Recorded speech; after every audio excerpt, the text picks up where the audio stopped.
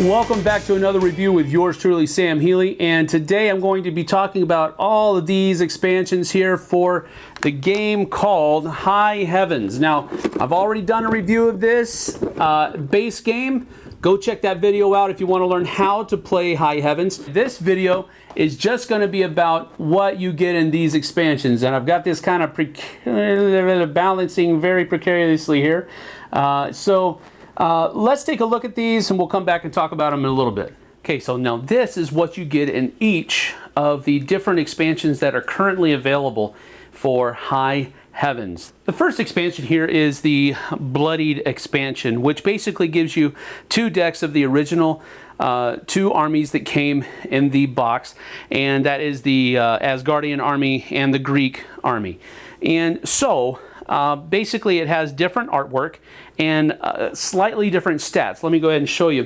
First of all, with Zeus here, we see that Zeus in the original set has a health of 10 and movement of 3, melee power of 2, range of 2, range power of 3. And then he has a special ability down here, Zeus may trade hexes with a standing Greek god for an action point. The Bloodied version, first of all, has a slightly different artwork. There's just basically blood all over him here. Same pose, same everything like that, but he looks like he's in the middle of a battle. But on top of that, his original stats were 10, 3, 2, 2, 3, but with the Bloodied one, he only has 9 health, 3 movement, but he has 3 melee power. So he's a little bit stronger in fighting, but he has fewer hit points. So he does more damage, but he doesn't last as long. All right, same thing is true with Odin. In the original, Odin has 14 health and only 2 melee power, whereas with the Bloodied, Odin has 13 health and 3 melee power. So the difference between the 2 decks is simply that the artwork is changed slightly and the stats are changed slightly. The special abilities have not been messed with at all. It's just the artwork, but it does allow for a shorter game because you have characters on the board that can pack a bigger punch but not take as much punishment. My favorite expansion that is available right now is the Egyptian God expansion, which does exactly that. It gives you a full deck of cards, 12 gods, and special actions to go along with it for the entire faction. Gives you a new home base, and it gives you 12 new models. We have Ra here, the sun god. And then you have all these other ones. I have not memorized their names, but you have, of course, these different abilities. Now, when I played them against the Asgardians, they seem to be a little bit more powerful, especially Ra's ability here. He can be removed from the heavens for 1 round. Ra returns to an Egyptian invoking hex with all shields and attacking bonuses and -3 health. So he comes back with 11 health, not a full 14, but you can keep him around a little bit longer. If he's getting beat, you take him off the board, bring him back, and there he is. Horus is, you know, all of these different guys around here. Horus, Thoth, Isis, Anubis, Nut, Serket, Set, Sobek, Osiris, Num, Sekhmet. And so these are all good.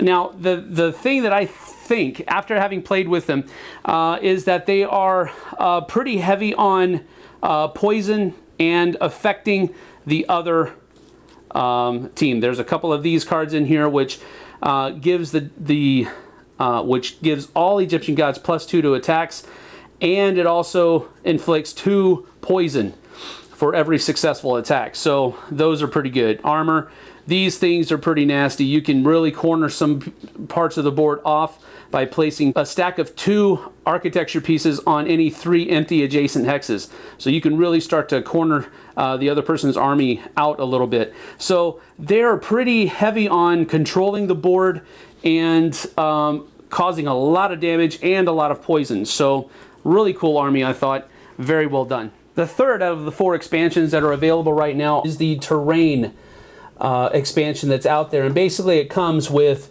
2 different cards in 4 models. Basically, Ymir's Bones. Divide Ymir's Bones evenly between players. So basically, you have 2 out there, but if you buy multiple expansions, I guess you could have more if you would like to. And each player may place Ymir's Bones on or adjacent to the central hexes. These are now occupied hexes. So basically what you're doing here is shutting down certain hexes that cannot be moved through or have a line of sight drawn through. So it is kind of limiting the heavens a little bit, your battle surface, which is a cool thing. It varies the game experience a little bit. Then there is also Scylla and Charybdis. We place Scylla and Charybdis 2 hexes apart in a straight line adjacent to 2 central hexes. Any god passing between them becomes disabled next round once adjacent to Scylla or suffers 1 damage if adjacent to Charybdis. All right, so you would place them on the board in a straight line between 2 central hexes. So let's just move these guys off the board for just a moment. And we'll take Scylla and Charybdis. So we would have to put, for example, 1 here and another one here. Okay, if it passes through next to Scylla, then it is disabled for until the next round. But if it passes by, through, or next to, adjacent to Charybdis, then it would suffer 1 damage as it moves through. But then it could continue moving. So again, it is the expansion simply adds another facet to the game, which is, I think, a really cool idea. Now the other one is Ymir's Bones, and we would simply be able to place them on 2 hexes on or adjacent to the central hexes. So if one person decided to put them here, another person could put it here since it is adjacent, could also put it here, or here, or here, here.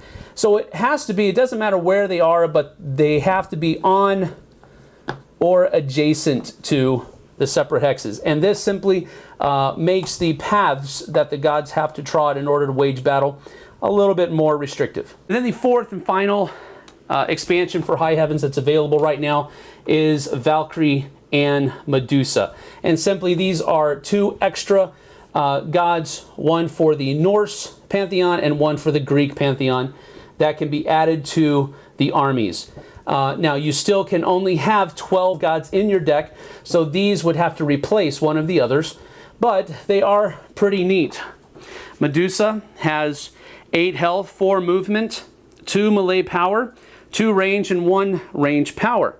Then she also has her Stony Stare, which means that any god destroyed by Medusa remains standing in their hex and cannot be healed, and is treated as 1 architecture pile. All right, so that's pretty cool. It's pretty thematic too if you know anything about Medusa. And then the Valkyrie has 7 health, 3 movement, 2 melee power, 2 range, 2 range power. And then if you spend 2 action points, the Valkyrie may return an adjacent fallen god to its player's hand. So if one of your gods dies in battle and the Valkyrie are adjacent to that god when it dies, you can spend 2 action points to return that god to your hand so that he doesn't actually perish. He just goes back to your hand. So again, that's a pretty cool Norse god to have in your pantheon during a battle. And then the models for Valkyrie and the model for Medusa. Pretty good. Good craftsmanship. This one's solid. It really is solid. This one's a little flimsy, as you can see. And that is what you get in all of these expansions. Now, my favorite expansion is, of course, the Army expansion, which gives you a different kind of pantheon to play. And I really enjoyed the Egyptians, maybe even better than the Norse pantheon, which is my other favorite, just because. But the other smaller expansions the terrain, and Medusa and the Valkyrie, those are probably my second favorite together, because the terrain breaks up the heavens a little bit and makes it more interesting to move around, and you have to be a little bit more clever on how you're able to exact damage on your opponent and your opponent's base. Probably my least favorite out of the expansions is the Bloodied one, because it does change the game, I guess, but not as much as I would have wanted it to. Basically, the only difference with their Bloodied, as you saw, was a different artwork and then 1 point of skill level from shifting from one to another. So it'll make the game shorter, which for many people, I guess, would be a very cool thing. But I don't think it'll affect it that much. So that's the Bloodied expansion. Still a cool little twist, but just my least favorite. So I would simply go, as far as expansion levels are concerned, my rating for the game, which is 7.5 stars out of 10, stays solid right there, maybe 7.75 or something like that. But as far as expansions are concerned, this expansion gets an 8. These two expansions get a 7.5, and then this one probably gets about a 7. So that'll help you differentiate what I think about these different expansions. If you're enjoying the game High Heavens and you haven't got these, you should probably go out and pick them up. If you have not yet played it and you're thinking about buying the expansion, I would buy the Egyptian expansion with the base game sight unseen. But the other two, could shift, or the other three could be neither here nor there for you. So if you're going to buy the base game, I think you should go ahead and add the Egyptian set right off the bat, no questions asked. And then these other three, try before you buy. Maybe this one, add to it as well, because it gives you a little bit more playability with the Greek and the Norse gods. It's a great game. These make it better. So that's my final thoughts. See you on the flip side, folks. Thanks so much for watching the Dice Tower videos. Find more great videos and reviews, as well as our top-rated audio podcast at Dicetower.com. You can also find other great shows at Dicetowernetwork.com. I'm Eric Summerer, and you've been watching The Dice Tower. The Dice Tower is sponsored by Cool Stuff Inc., where you can find great games for great prices. Cool stuff in stock. Check them out at CoolStuffInc.com.